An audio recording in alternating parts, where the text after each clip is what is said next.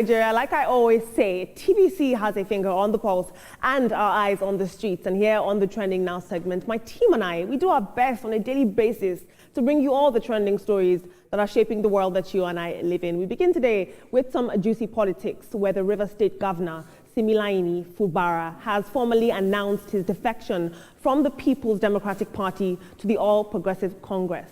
Now, speaking on Monday evening, the governor declared that he could no longer give what he called backyard support to President Bola Tinubu, insisting that anyone who truly wants to stand with the president must do so openly.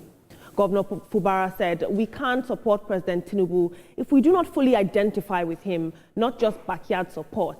Our decision this evening is that we are moving to the APC." This is what he had to say. We have the full support. We have positive nod to live where we are because we didn't get any protection. To go to where the reason why we are still standing is because of that race. And the truth is, without Mr. President, there won't be any His Excellency Similaini Fubara. It would have been former governor. And we can't support Mr. President if we don't fully identify with him, not backyard support. So we have taken that decision today since we've gotten a pass. Everyone here who have followed me, who have suffered with me, our decision today, this evening, we are moving to APC.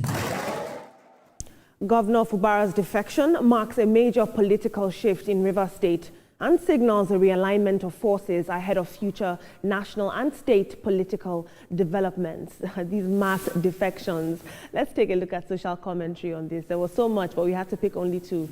Humanity says, Governor Fubara's defection to the APC is a disappointing betrayal of the mandate the Rivers people entrusted to him. Leadership should be rooted in conviction, not political convenience.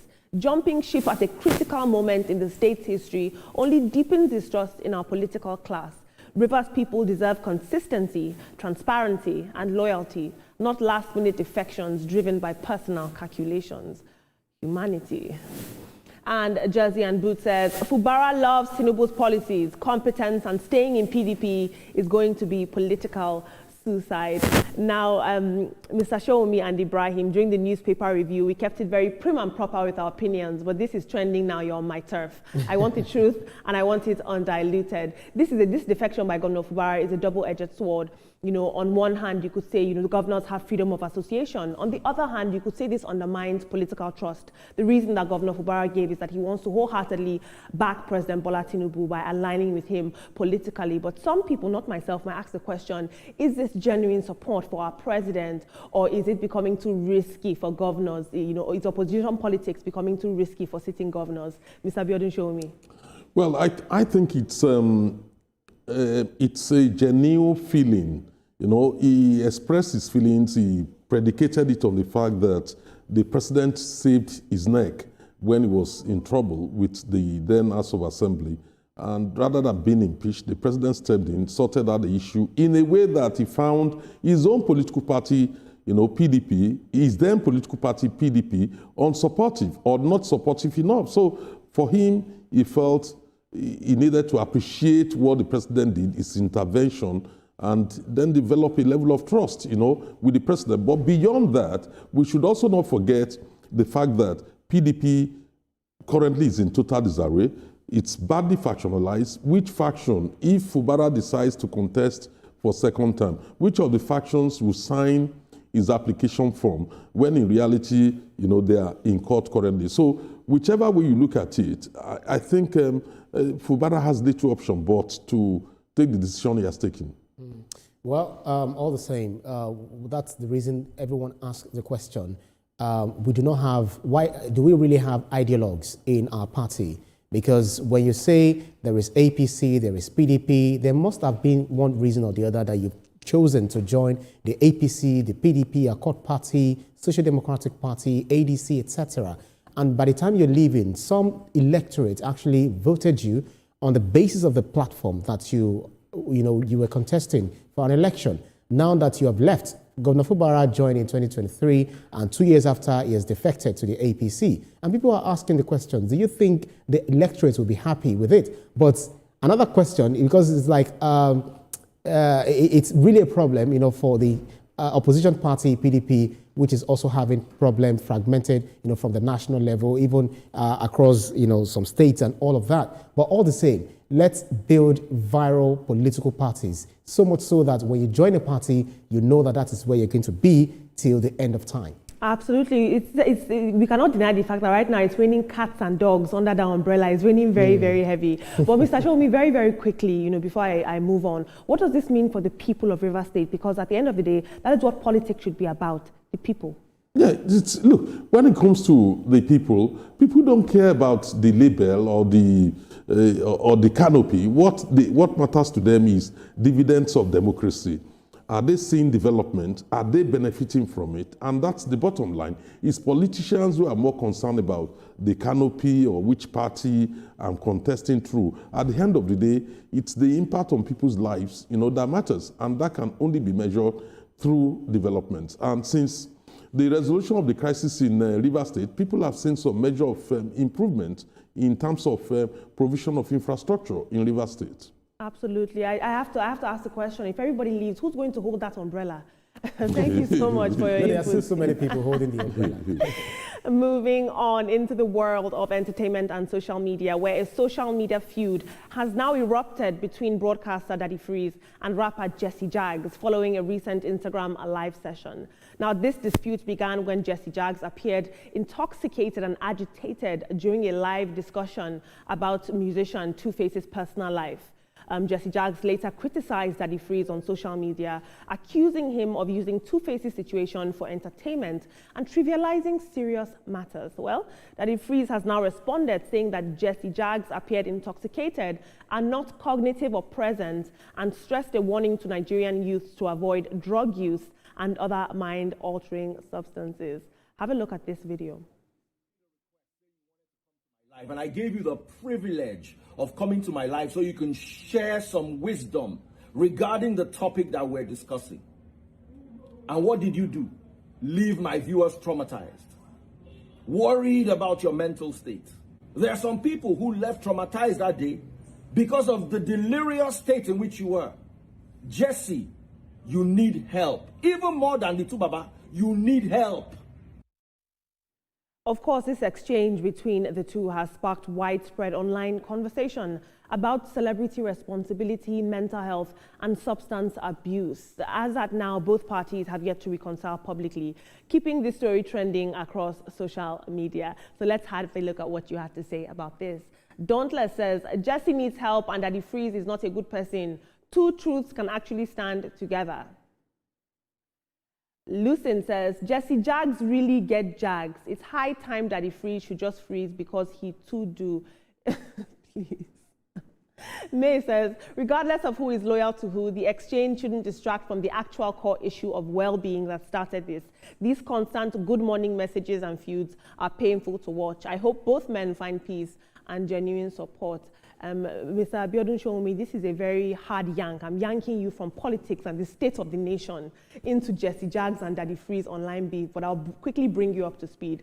Two Face was having marital issues. Daddy Freeze, his friend, intervened, conducted a live session to talk about his friend's issues and see how they could intervene.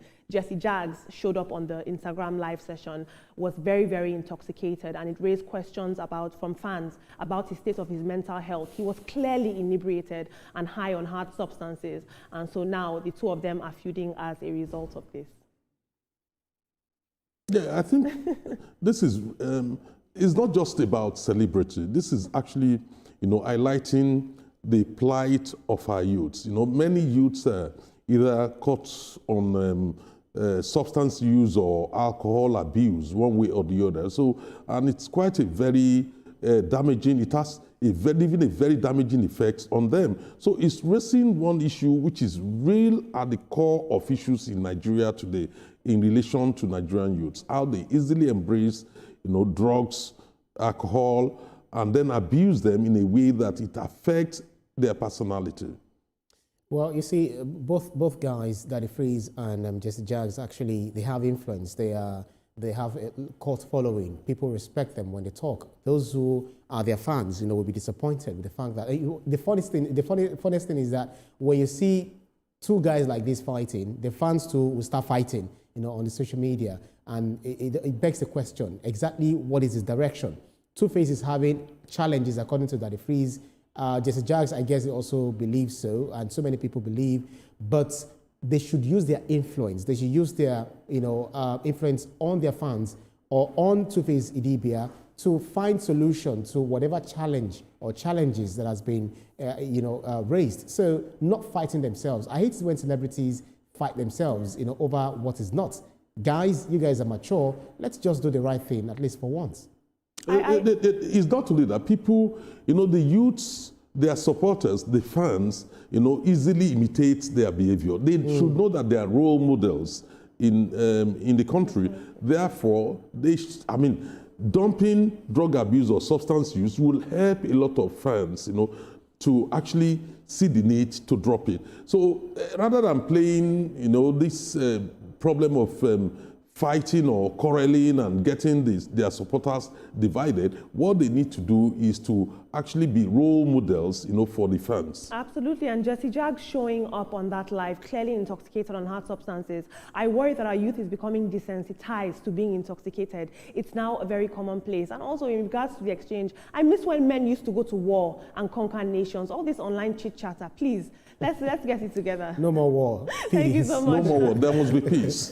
For your input, team. Well, moving on to international news now, where China's former Minister of Sports, Gu Zhongwen, has been sentenced to death with a 2-year reprieve for bribery, corruption, and embezzling more than $33.4 million between the year 2009 and 2004. A Chinese court also revoked his political rights for life and ordered the confiscation of all his assets. After this 2-year period, the sentence is expected to convert to life imprisonment without parole. Now, this landmark conviction involving one of China's most prominent sports and political figures underscores the continuing intensity of the country's anti-corruption crackdown. Gu Zhongwen's fate now may also serve as a stark warning to other officials who are abusing their positions for personal gain. Let's have a look at social media. This is a very strong deterrent, if you ask me. Trading Mantra says China is making clear that corruption at the highest levels, even in sports administration, won't be tolerated, regardless of one's rank. The fact that someone so influential involved in major events like the Olympic level administration is being punished sends a warning across government and bureaucratic ranks. For global sports, it's a reminder that money, influence, and power don't always shield you. Accountability can still come hard. Bin Pla says, we need such in South Africa. The corruption and criminality in the government is too much now. They don't even hide it anymore, and it's sad to witness. Dirk says, China has to be the most strict nation on earth. They are giving no room for corruption to prevail. No Chinese politician would dare indulge in corruption after this. Now, team, this story was so popular and so trending on Nigerian social media that I had to take it. And my reason for this phenomenon is that I think to watch a country be so hard on crime like this, it's so far removed from the Nigerian reality where public officials often go, no deterrent is put in place to stop them. There's still some politicians who, the AFCC has been looking for them now for 10 years, but they're celebrating their birthdays every year. It's very worrying. It's important to note that this sentence by China is not necessarily a countdown to execution. It's merely a legal mechanism. However, all his assets have been taken from him, and his political future has essentially been erased. I ask again, would this ever be possible in Nigeria? What sort of deterrent do we need to hold public officials accountable and scared to steal our resources? Well, if you look at it, China is only passing a message that corruption will not be tolerated, and they have a zero tolerance for corruption. And therefore, many politicians will learn from, and administrators will learn from this man's experience. They know already that, look, apart from possible death sentence, you are likely going to get ruined. So whatever you've gained, they will take it back from you anyway. So we have something to learn from that. Yes, we are making some progress in terms of dealing with corruption, but not at the pace at which Nigerians are expecting. So maybe we need to learn something from China. Yes, this is the kind of country that I like to stay in, because we have a whole lot of politicians in Nigeria who are stealing us blind. Because if you look at years, back in the days, politicians, people who had led different positions, some of them actually have stolen us blind. That is the reason we are where we are today. China is one country that is sending that message that, fine, you may have the money, you may have everything, you may have the power, but that power without integrity will make you collapse, under its weight. So if we can do something like this in Nigeria, honestly, I'll be happy. That's the kind of country that I want to live in. And the Nigerian judicial system must remember that silence in the face of corruption and oppression is complicity. Thank you so much for your input, team. Here on the TVC Breakfast Show,